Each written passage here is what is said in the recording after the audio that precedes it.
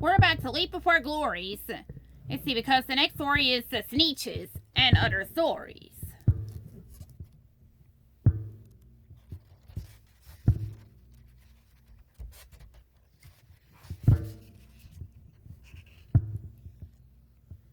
Hold on to your breeches, because we're reading the first, the Sneetches.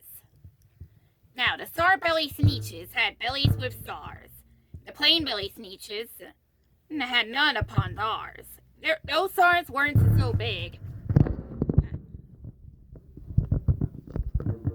They were really so small, you might think such a thing wouldn't matter at all.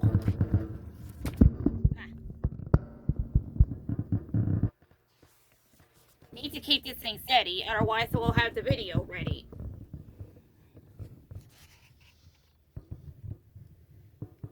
But because they had stars, the star-belly Sneetches would brag. We're the best kind of Sneetch on the beaches.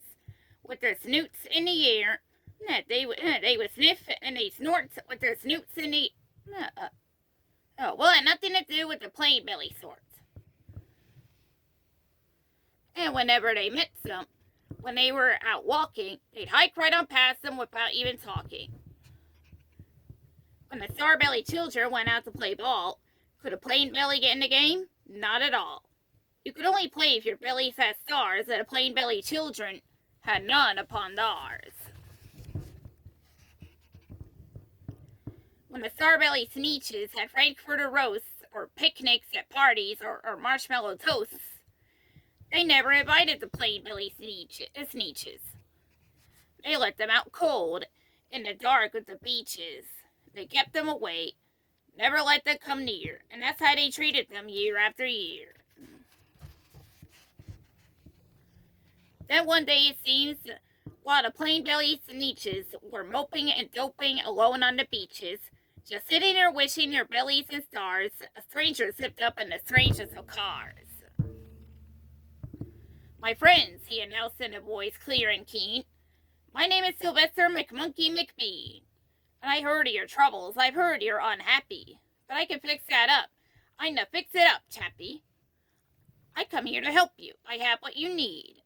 And my prices are low and I work at great speed. And my work is 100% guaranteed. Then quickly, Sylvester McMonkey McBean put together a very peculiar machine. And he said, you want stars like a star-belly Sneetch? My friends, you can have them for $3 each. Just pay me your money and hop right aboard. So they clambered inside. Then the big machine roared. And it clonked and it bonked and it jerked and it perked and it popped them about. But the thing really worked. When the plain belly Sneetches popped out, they had stars. They actually did. They had stars upon theirs.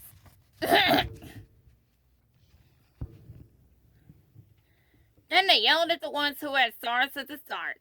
We're exactly like you. You can't sell us apart. We're all just the same now, you snooty old smarties. And now we could go to your Frankfurter parties.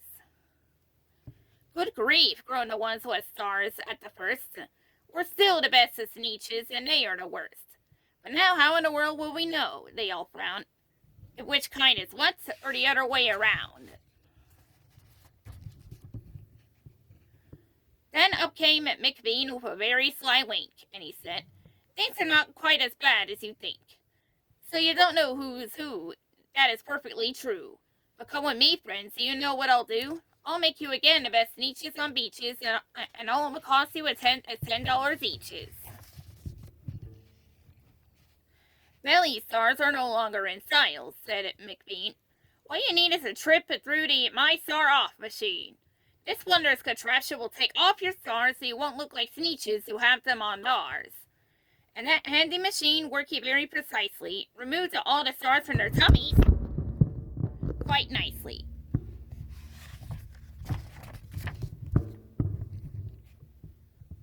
Then with snoots in the air, they paraded about and they opened their beaks and they let out a shout.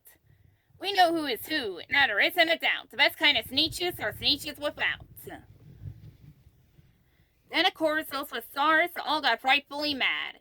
To be wearing a star was now frightfully bad. Then, of course, old Sylvester McMonkey McBean invited them into his star-off machine. Then, of course, from then on, as you probably guessed, things really got into a horrible mess.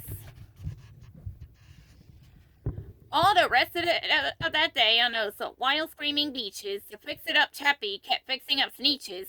Off again, on again, in again, out again. Through the machines they raced around and about again, changing their stars every minute or two. They kept paying money they kept running through, until neither the plane nor the star bellies knew whether this one was that one, or that one was this one, or which one was what one, or what one was who.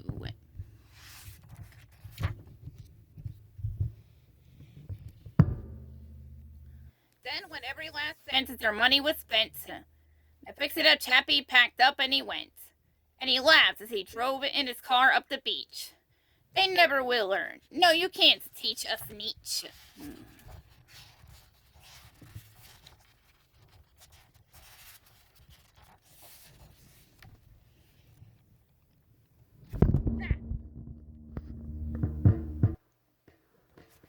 Gotta keep the sea from falling, otherwise that will be quite appalling. But McBean was quite wrong. I'm quite happy to say that the sneetches got really smart on that day. The day they decided that sneetches are sneetches and no kind of sneetch is the best on the beaches.